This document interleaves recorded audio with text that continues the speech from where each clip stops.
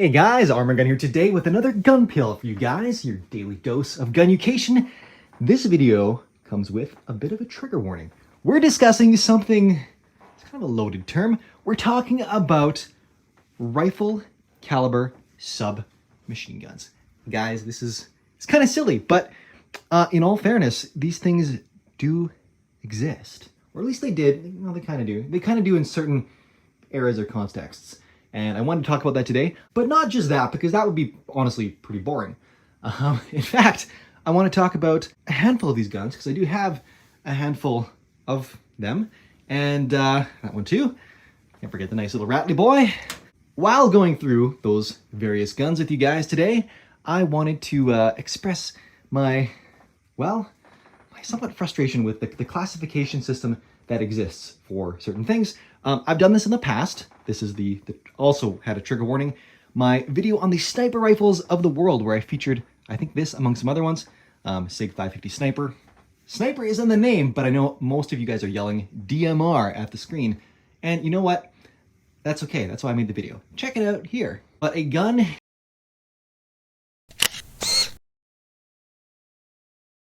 is not a sniper or a DMR. Or, well, an SMG is a little bit harder. It's a little more generally accepted term, and I think it does a good job of lumping in all sub-caliber submachine guns. But guns themselves are not boxes that need labels. They can fit into boxes, and the boxes are actually the labels. That's how I like to think of it. So there's a sniper box, there's a DMR box, there's a submachine gun box, and those represent roles. So in the military, there's a sniper. That's a role. That's an occupation within the military. And that individual is going to select a firearm for his mission set. Whether that could be a little 300 blackout short barrel like the SPR 300 from B&T. It could be some urban thing. Or it could be on a military airbase a mile away and he wants that for anti-material purposes. You know, damage some jets or something. My point being is that miniguns can be many things. A sniper could also use an M1A. If that's all he had in his arsenal, a sniper uses it, hey, that becomes the sniper's rifle. The class does not need to be relegated to bolt guns with big fancy optics on them. Just doesn't need to be that way, guys. Dare to dream a little bigger, darling. Bloop. Anyways, that's my rant. We're going to talk about PDWs today as well, because they kind of fall in line with this whole theme of weapons this size. Good friends at 9 Hole Reviews did a video on classifications for PDWs as well, because that's really kind of gotten away from us. So they definitely gave us some order in all of that chaos. And I'm going to take it a step further in my labeling of, like I said, we'll reference the sniper rifle thing a little bit more, but this is more so classifying weapons on the environmental conditions and constraints in which they are used. Because I do have some problems with the term PDW as well, and we'll get into that. Let's kick things off with a fact that'll blow your mind. But first, groin coolers. Guys, the first sponsor of today's video is none other than UF Pro, the guys that make the pants that are literally life-changing. Now, these are their combat pants. They are their Striker HT, standing for a high temperature. And guess what? They have groin coolers, which, not gonna lie, are freaking amazing. Are you on the road for long periods of time, whether commuting or just driving for your job? Groin coolers. You can't lie, it does get hot down there. Are you an avid cyclist just for recreation or commuting to work? Well, you can take advantage of the natural breeze with groin coolers. Plus, knee vents. Guys, I've done it. It makes a difference. And yes, these are kind of ridiculously expensive, but they will, and this is a guarantee from me, change your life. UF Pro, cooling groins, $250 at a time. And guys, stay tuned for a new segment called The Gun Pill after the sign off, or skip there now. And guys, I'm back with the first ever rifle caliber submachine gun. No joke, after World War II and Russia, fresh from their recent exploits with the Germans on the Eastern Front, got a first-hand taste of the STG-44, aka the OG assault rifle. Keeping in mind, in World War II, where weapon classifications were a much simpler time, and the submachine gun was actually actively used on the military field as a primary fighting weapon. While the Russians were pretty impressed with the STG-44 and they wanted something similar, but they weren't ready to ditch their submachine gun classification, or category rather, just yet. So they came up with this thing and they replaced the PPSH-41 or PPD-43 with this guy on their frontline service as the role of submachine gun. And they outfitted their comrades accordingly. I believe rear echelon guys still got the true SMGs. But no joke, this was in fact called, under their doctrine, the submachine gun. And that's why the SKS came to light, because this being the submachine gun, they still needed a fighting rifle for all their dudes. But then this guy just proved to be so effective that they pretty much just went with this guy as the primary. Though they made millions of SKSs before that. And may those cheap and effective firearms forever flood the civilian market and be the bane to gun grabbers' efforts. Fair warning, some crap went down in Canada. I might be a little edgy about that. But on the plus side, nothing changes for the content here. Guys, fast forward a couple decades to 1974 when they introduced the AK-74. Basically, you went from this to this, but they still kept this, so I don't know. This is still very cool. And the AK-74 with the full stock, or the AKS-74 with the side folder. The S stands for side folding. Fun fact of the day. Then around 79, they realized, hey, we need a smaller version because reasons. I'm not sure what they were using for the submachine gun at the time, but pretty soon this stepped in. And guys, don't worry, other countries did it too. Remember this guy? The now you shooting, now you ain't mobile? Well, this little guy, according to my buddy at 9 Hole Reviews, thanks again for your advice, this was replaced by the XM177. Looks kind of like another rifle caliber submachine gun to me. Now, I've talked to a number of smart people about this, and they've generally concluded that to be a submachine gun, you have to be a pistol caliber cartridge. And that struck me as odd because why? Why do we accept sub to mean submachine gun? Like, when you look at the Latin term sub, it actually means under or below. So you get things like submarines, that term makes pretty good sense. When you look at subsonic, also makes sense. Supersonic, cool.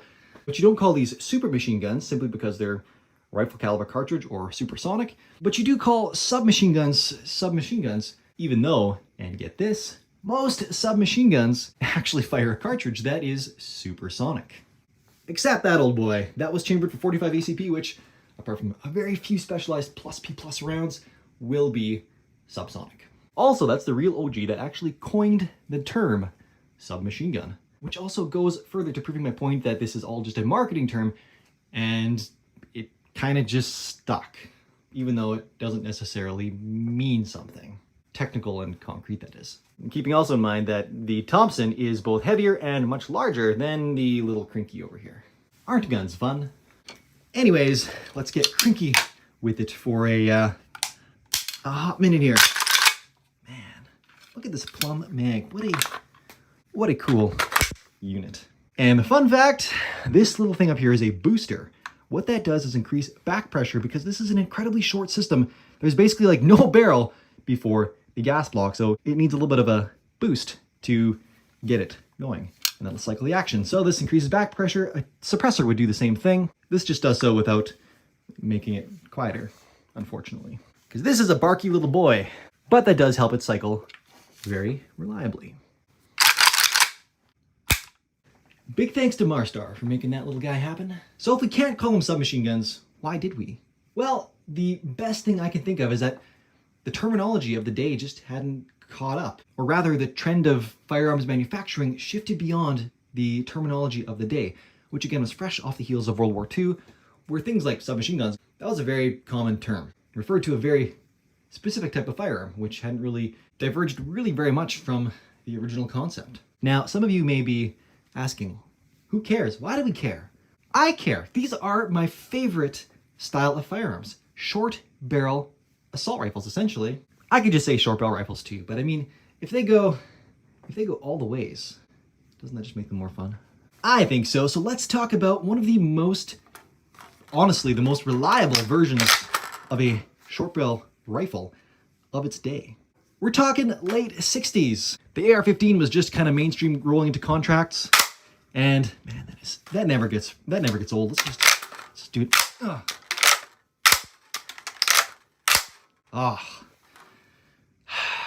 Gun ASMR, guys. It's good for the soul.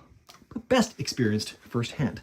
Guys, so the HK-53, aka Thick P5, thank you Grand Thumb for that.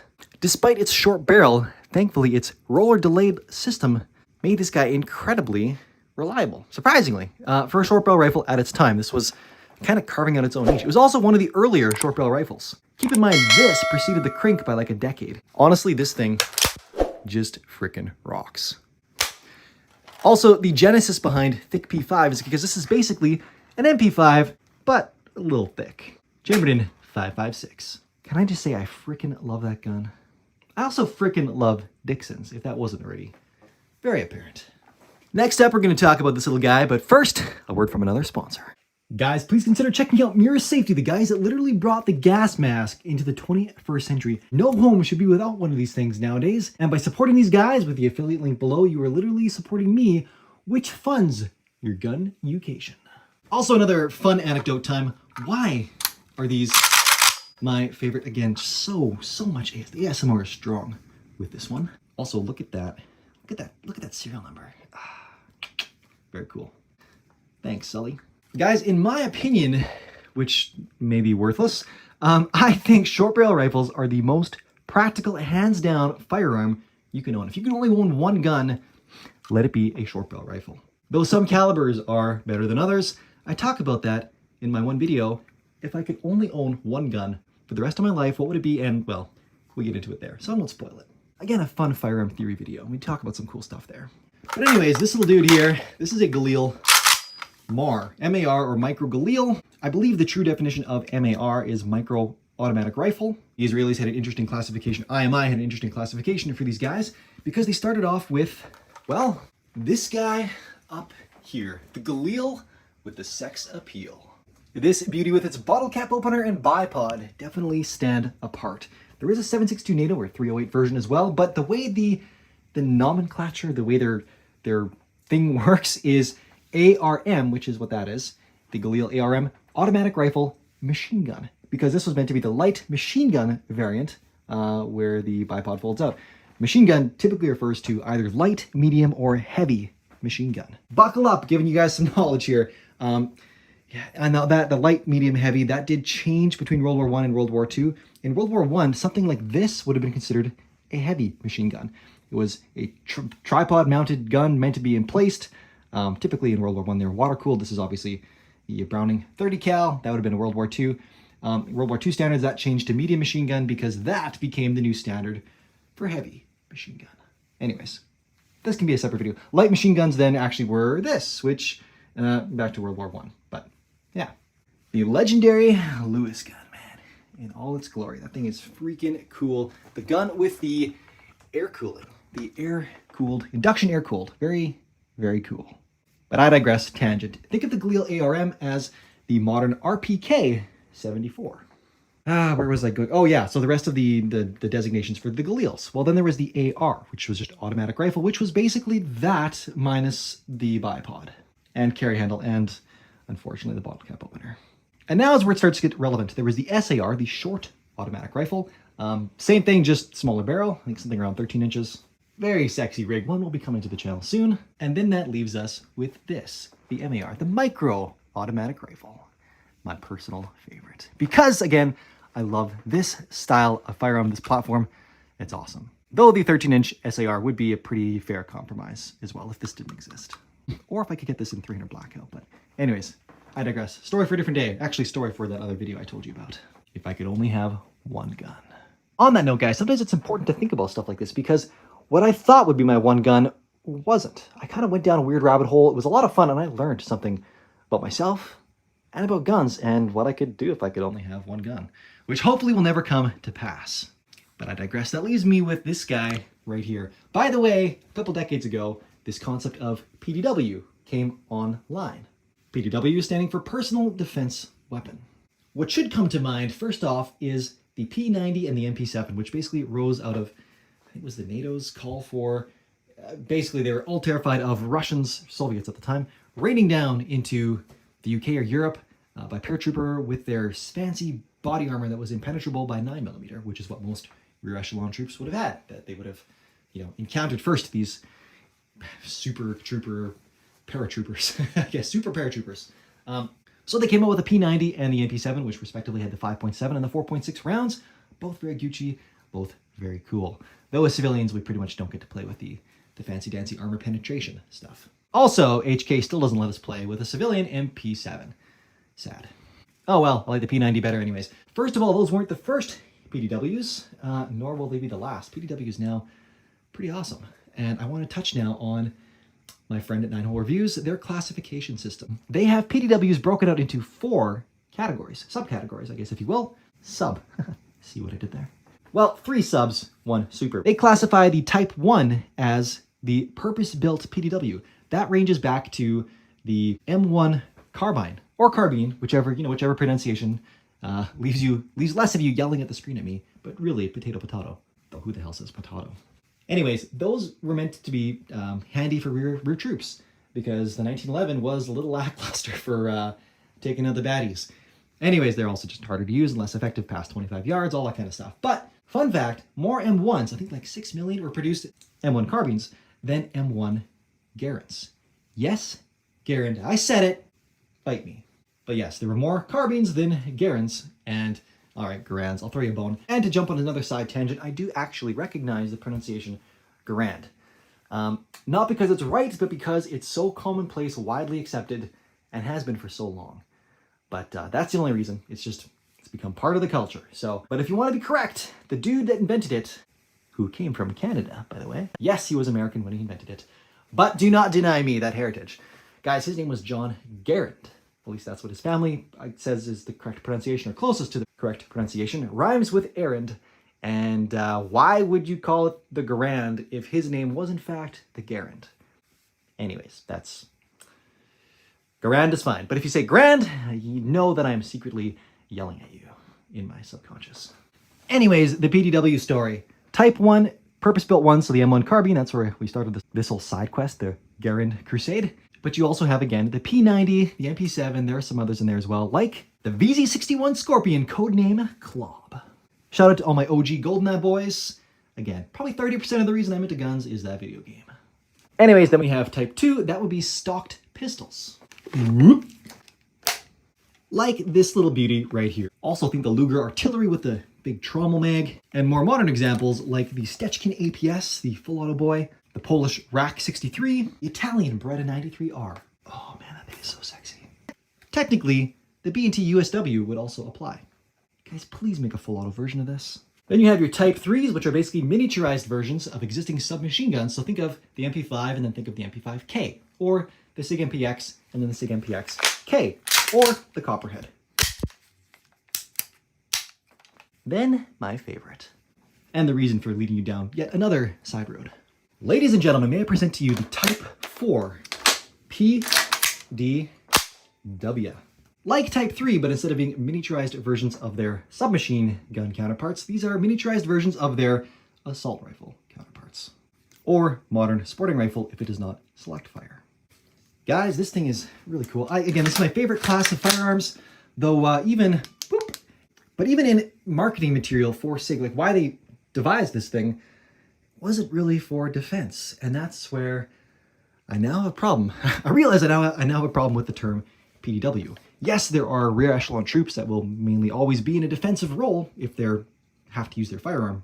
But for most cases where you're using something like this, or even the P90, the MP7, where they've found their successful niche, it's less as rear echelon, more as elite special units, special police tactical units, counterterrorism. And the thing is, it's not used defensively. This is the misnomer. It's not a personal defensive weapon. It's more of a personal offensive weapon, at least in the cases they're using it. So I would like to bring about a new term, or maybe existing, maybe I didn't Google hard enough, but the one that I think best sums up this category of firearm, and that is the close quarters weapon.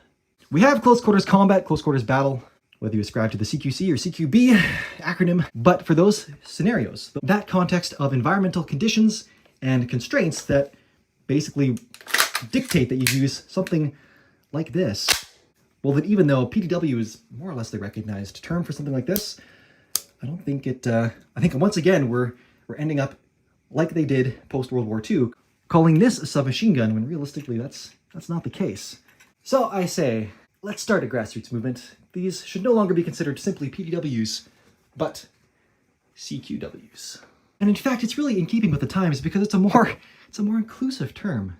You see, CQW doesn't discriminate between defensive or offensive. It just lets you be the gun you want to be.